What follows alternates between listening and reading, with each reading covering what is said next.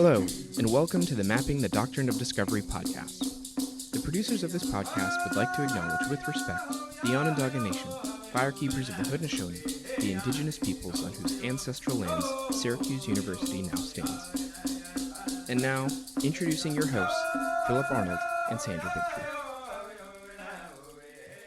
Welcome back to the Mapping of the Doctrine of Discovery podcast. I'm Phil Arnold. And I'm Sandy Bigtree. And we're very happy to welcome our guest, Sally Rosh-Wagner. Sally, who is an old friend, is the executive director of the Matilda Jocelyn Gage Foundation and has been involved in the Gage Center for Social Justice Dialogue. She's the author of We Want Equal Rights, the Haudenosaunee Influence on Women's Rights Movement, and the editor of the Women's Suffrage Movement, Penguin's classic book from 2019. Sally, we're just so delighted to have you here today to talk about this issue. It opens up this conversation into women's rights and the history of the church in relationship to women in Europe and around the world. I wonder if you could give just a brief bio of your own work as related to the doctrine of discovery. Well, Phil and Sandy, it is a delight to once again be with you. I'm always joyful when I am able to spend time with you. My work on the doctrine of discovery really centers around looking both at that and at the papal bulls that were issued at the same time that called for the destruction of witches, wise women. The analysis that I've come to is that I'll jump right into it. Right, that'd be Please great. do.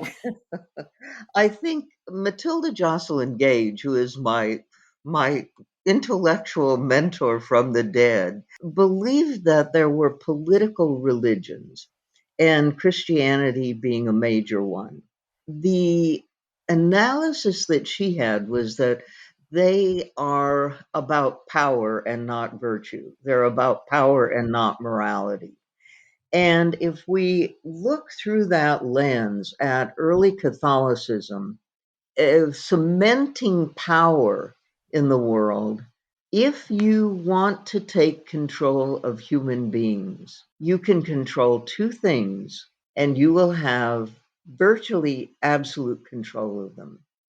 One of them is if you control the creation of life, if you control reproduction. The second is if you control the reproduction of daily life, the food, the water, the essentials that we need to survive. If you control land, if you control Mother Earth, you have, in controlling those two things, the reproduction of life and the reproduction of daily life, the ability to essentially control human beings. And that is precisely what I think the doctrine of discovery, those papal bulls, giving the church control of land, control of Mother Earth, and the papal bulls calling for the extermination of women, controlling their own reproduction. And that is looking at those papal bulls and looking at the Malleus Malefactorum, the sort of witch burning manual. What they're really concerned about is women taking control of reproduction. And so the lens through which I look at this is really about control of human beings. You control women and you control Mother Earth, and you've got it. I would like to backtrack a little bit that, this country was founded on the doctrines of Christian discovery, and it pretty much underlies property law today. And then I want to talk about the area of study you focus on with Matilda Gage. In the women's rights movement, Matilda took a different stance. She was pretty much awestruck with women having authority and stature among the Haudenosaunee. And you had said repeatedly, women understood themselves to be subservient to men because what happened in Europe with the doctrines preceded the discovery of America. So when the women came here, their eyes were literally opened when they observed the Haudenosaunee and this prominent role that women held in being the foundation of the culture and society. Gage was outspoken. She spoke a lot about the Haudenosaunee, this culture that predated Christianity and colonialism. And you were drawn to Gage, and this is pretty much your focus in the women's rights movement. What was hit most profoundly was the Haudenosaunee women did not speak of themselves as having rights. It wasn't even a concept. It was an integrated responsibility of life. So I know that Gage was pretty much swept under the carpet. Maybe you could talk something about that and what she faced and having this critical take on Christianity and actually the women's movement. You asked me to speak about my first love, Right. Matilda Jocelyn Gage. Let me start maybe with Gloria Steinem's analysis. This was the woman who was ahead of the women who were ahead of their time. And I think as a prophet, as a visionary, she was not understood at her time and during her time. And she really speaks to us today because she was speaking to the future.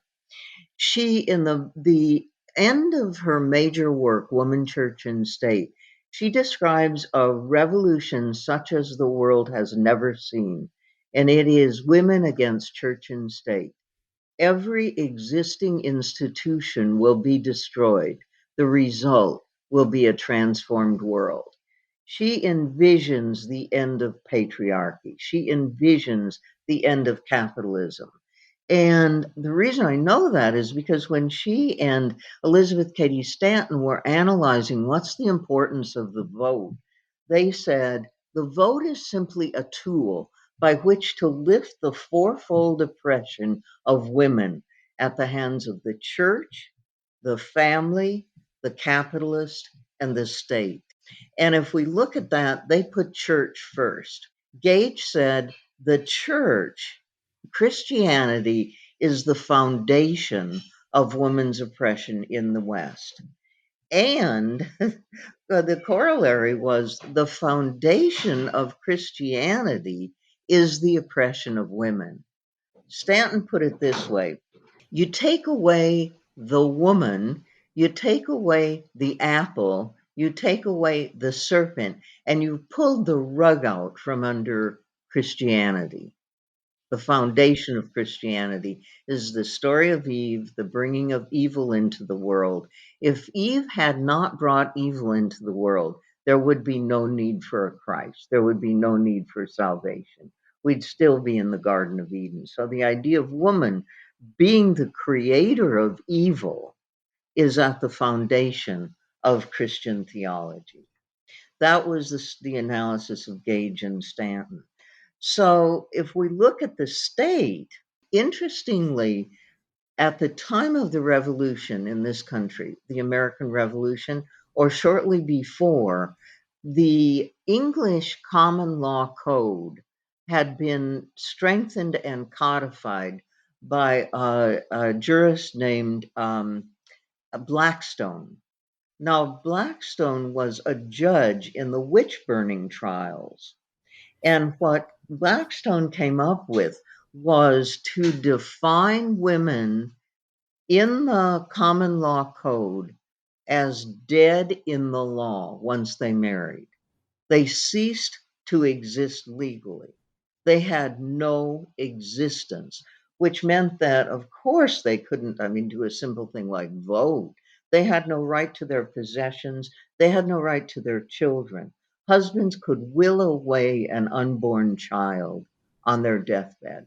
They could will that child, once it was born, to someone else to raise.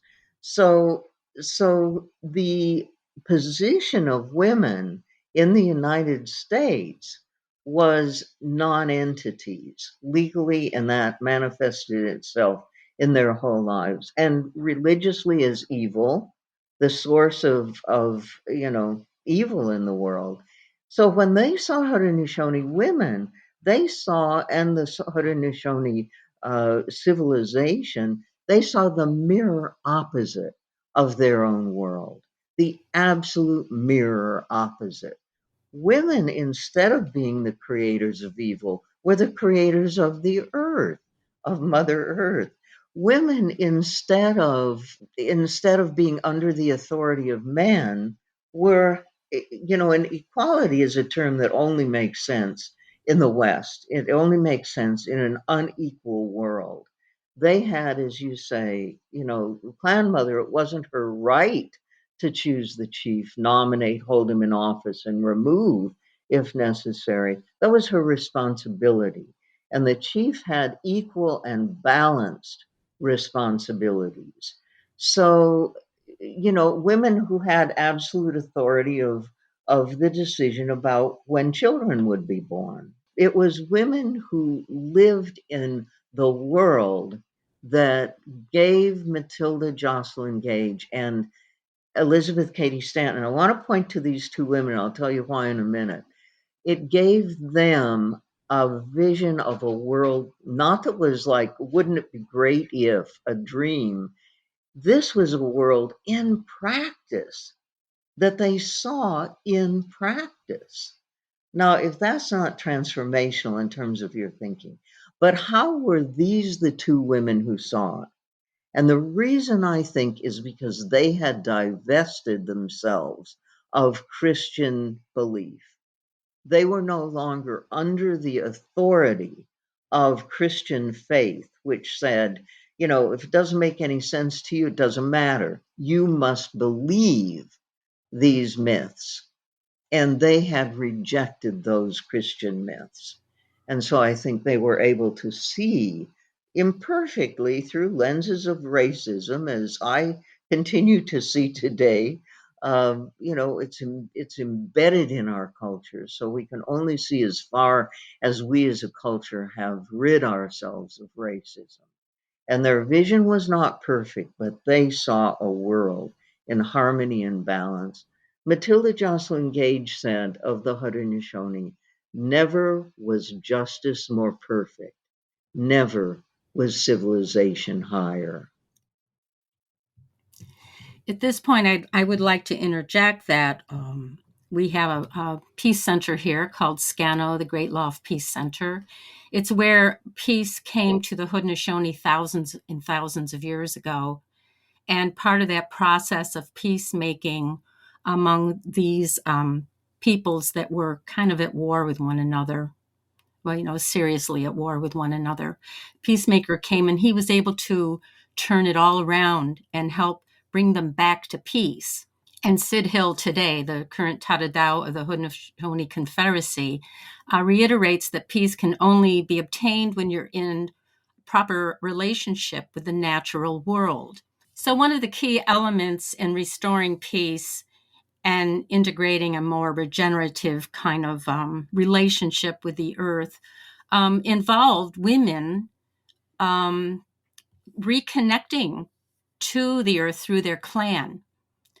And then the peacemaker said this was very vital to laying the foundation of peace, this sacred bond to the earth.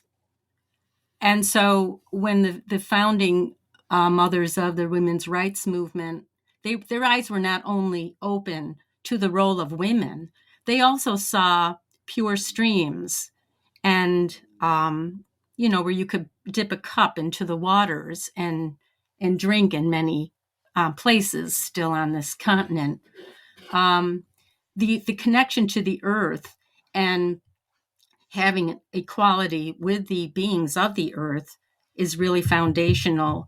And the women saw this and felt it, and how to integrate that into what was happening with Europeans coming in to commodify the earth was kind of like, butting heads. I mean, how do you even traverse that kind of reality, seeing it coming and bombarding their way of life? And that was going to create such destruction among the native people of this continent. I think Gage saw it, because she's trying to think past it and through it to stop it and bring people aware of this, right? She did write about the abundance, the Haudenosaunee living in a world of abundance, and she described the women as the agriculturalists that they would. I think her poetic description was they would tickle Mother Earth with a stick, and she would laugh forth abundance. And I think she was in the beginning stages of seeing that destruction. And I think it's, the culmination of it is the world that we live in now. The world that we now know we are on the edge of the end of life on the planet. And that if we continue in this trajectory, that's the inevitable end. And I think that she began the process of seeing that the key to peace with other human beings and the key to peace with other living entities and the earth was the absolute role of women. When she wrote about how the women were the ones who ultimately had the decision of peace and war. And that made absolute sense to her after having gone through the Civil War that, women are not going to be as quick to send their sons off, the ones that they have given birth to, in an unnecessary death. And to think that at that time they would have had the foresight to, as you say, rid themselves of Christianity. I mean, that became an important precondition for really appreciating the role of women among the Haudenosaunee, right? That where Christianity or Christians of the time, I'm just thinking of, for example, Johnson v. McIntosh in 1823. The prevailing wisdom of the time was that native people were in the way, primitive. They were contrary to civilization, and yet these women are, particularly Gage, are seeing that this kind of Christocentric notion of the primitive or the pagan is holding back human beings from a complete and full and balanced life. Absolutely. And, I think Christian exceptionalism goes hand in hand with white exceptionalism, that it's the foundation for it. And the creation story of Christianity that God created, the first the first story in Genesis, of course, God creates man and woman equally. That one gets like no play in terms of the history of Christianity. Everybody picks up on the second story, the Eve story. And when God gives Eve her punishment, that she will give birth in pain and sorrow. And incidentally, witches were burned because they relieved the pain of childbirth, and they obviously were doing the work of the devil. But in pain and sorrow, you will bring forth children, and you will be under the authority of your husband. And that edict of authority is all the way through the New Testament. Elizabeth Cady Stanton quotes, everything all the way to St. Paul with the same story, the same edict, the same mandate that women are to be under the authority of men. So Christianity creates this pecking order, and first it's God, and then the Pope is the direct representative of God, incapable of sin, and made infallible in the 19th century. And then you have, the priesthood, then you have men, then you have women underneath that, and then you have all living beings. Well, Adam is given dominion. Now, progressive Christians today say, well, dominion really means responsibility for.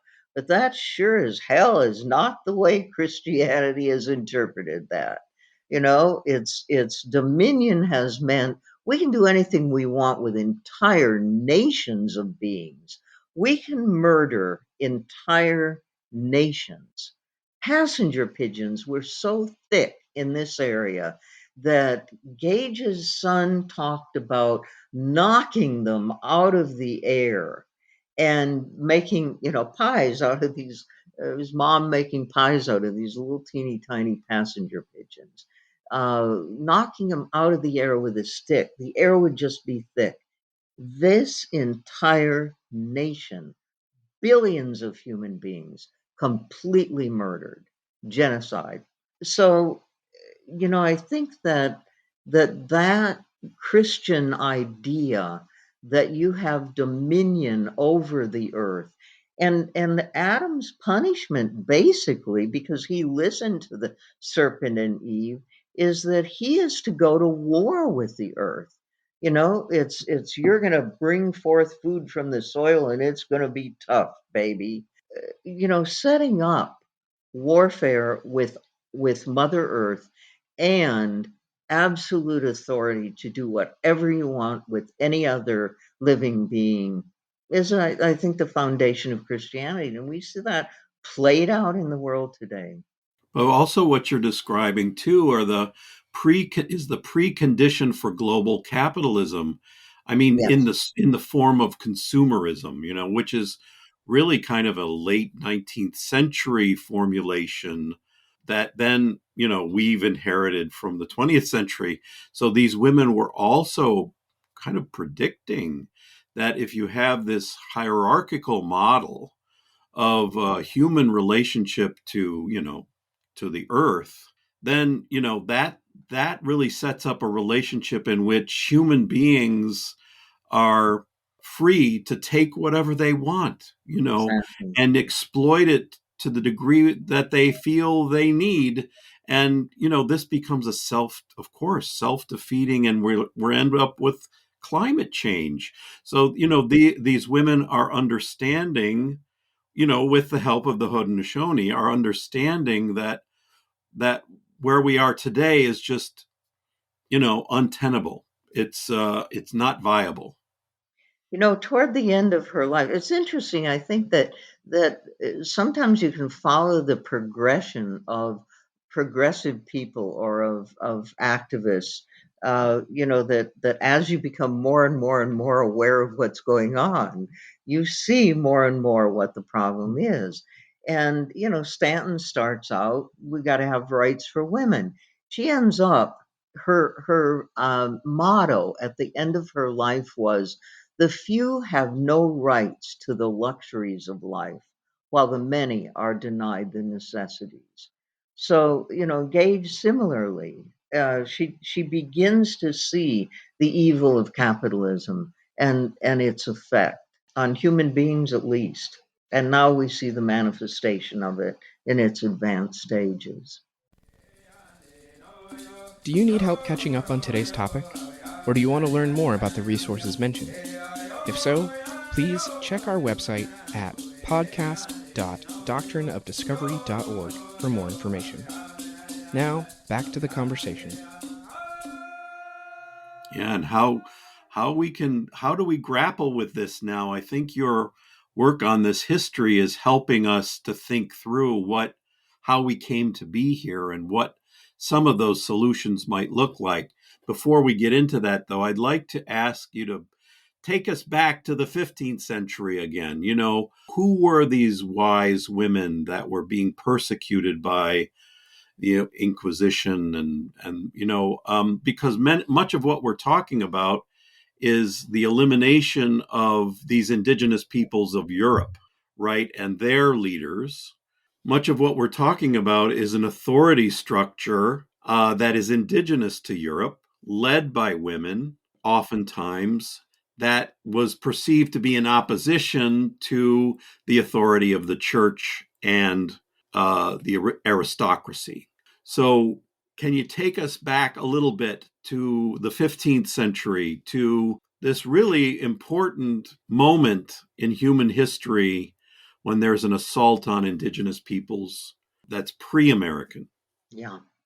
Matilda Jocelyn Gage again, my mentor, in Woman, Church, and State. Her analysis is that the let me just back up a minute and think this through. She starts with the idea that indigeneity is pre-Christian, is um, widespread, and that the process of the burning of the witches was a process of exactly what you're saying, the destruction of indigeneity, and hitting at the heart of the spirituality of it, hitting at the heart of women who, if there is such a thing as faith, if there is such a thing as connection to the spirit world, these were women who had it.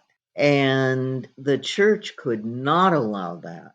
If the church was to control spirit, it had to destroy indigeneity, because indigenous connection to the spirit was real. And the church's connection to spirituality was power. In order to entrench power, these women had to be destroyed. There was initially, when the first pope issued an edict, there was, or one of the papal bulls, there was widespread resistance to it. I think it was in northern Germany, but the pressure was relentless. And one of the perks for the church was that they would single out women who had wealth. The wealth of those women would then go to the church. John Mohawk had a really interesting analysis. He said it was the wealth of the witches that bankrolled the invasion of the Americas. Oh, that's fascinating. Whoa.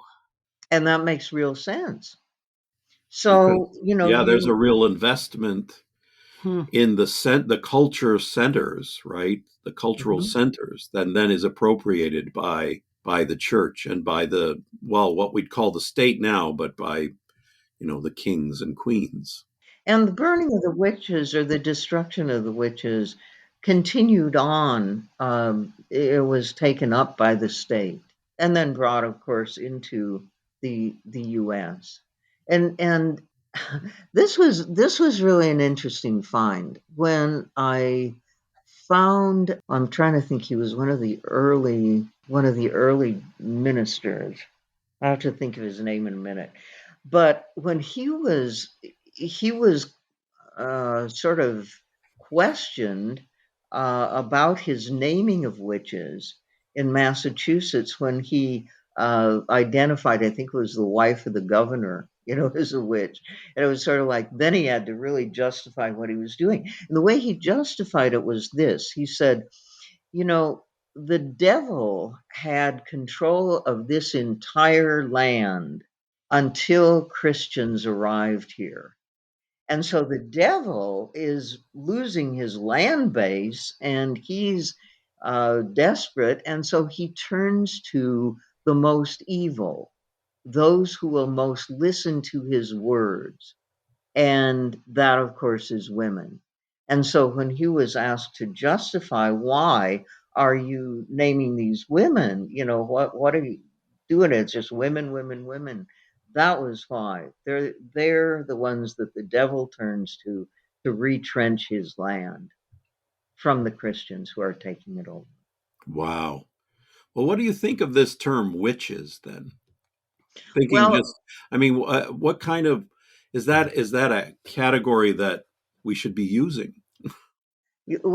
I think Gage and Stanton defined them as wise women. I think Gage has a whole chapter on witches in her Woman, Church, and State. She estimates that there were 9 million women. Now, that figure has since been discredited by scholars. It was way less than that, maybe in the hundreds of thousands. I don't know. I have not done deep research in that to know the figures. But the description of the women that were targeted, they were midwives. They were women who knew herbal healing. They were women who were connected to spirit. I'll tell you a personal story from my own family. and my own tradition. My father's people are Germans that emigrated to Russia in the 1700s and then to the United States. In Russia, for 2 centuries, they lived in these intact German communities and then brought a lot of those traditions here. And one of them was Brauche, and I found out about this from belonged to a Germans from Russia organization. And the women were talking about, Hertha Grove talked about she'd cut her arm really seriously. And they took her to her grandma, who was Bracha, and her grandma prayed over her, Christian Catholic prayer, put a white cloth over it, told her to go to sleep. She came back. Her grandma took the cloth, which was now brown, off the cut, and there was nothing there. It's totally healed. My people have those stories that continue today. These bracha continue in fairly intact German Russian communities in South and North Dakota. Well, those were witches, because when I was asking at when there were a group of older women talking about this, and I said, "What is this bracha?" And they just with one voice went, "Shh, we don't talk about that. That's witches." So I think that that tradition, curandera, the Spanish tradition of healing, of spiritual healing. Um, I think that Matilda is describing that as part of what the women were destroyed for. So it was their wealth, it was their beauty, it was people that were jealous of them. It was a wholesale gynocide, some feminist scholars have called it. And it was an attempt to destroy indigeneity. It went underground and was never completely destroyed. So in history of religions, we might call them shamans, Hmm. which is a Siberian term, but has been applied to various, not just people who heal, but also people who have knowledge, right? So but I do like the term wise women, because they're wisdom keepers, right? In the tradition of the Haudenosaunee as well, right? Faith keepers, that sort of thing. So, When I talk of indigenous spirituality, I'm seeing it as through the materiality of the earth. It's not just a faith-based practice, Mm-hmm. because the knowledge of the beings of the earth are what that relation you have to establish that proper relationship with. It's an interactive healing. It's not just something that's conjured up in your mind as a belief. So that's what again draws the power, the regenerative spirit of the earth, is through this hands-on ritualistic way of living in balance and giving and taking of all these beings that sustain your life. It's much more complicated. And if you're going to commodify the earth, you need to break that down so Yeah, that spirituality just becomes a belief system that's separate from the knowledge that these ancient women had and the indigenous people here still have on some, in some communities. that's really important, Sandy. Thank you for that. It's like if spirit lives in the heavens, like God, that white guy with a beard up in the clouds, rather than Mother Earth, spirit living in the earth. And what do we call the earth? Dirt. There's nothing lower than dirt. You've got a dirty mind, you've got dirty hands. It's associated with the most, I don't know, evil or unacceptable, profane. Yeah, yeah. To break that spiritual basis of the earth was a critical part. Thank you. Yeah, I hadn't thought about that.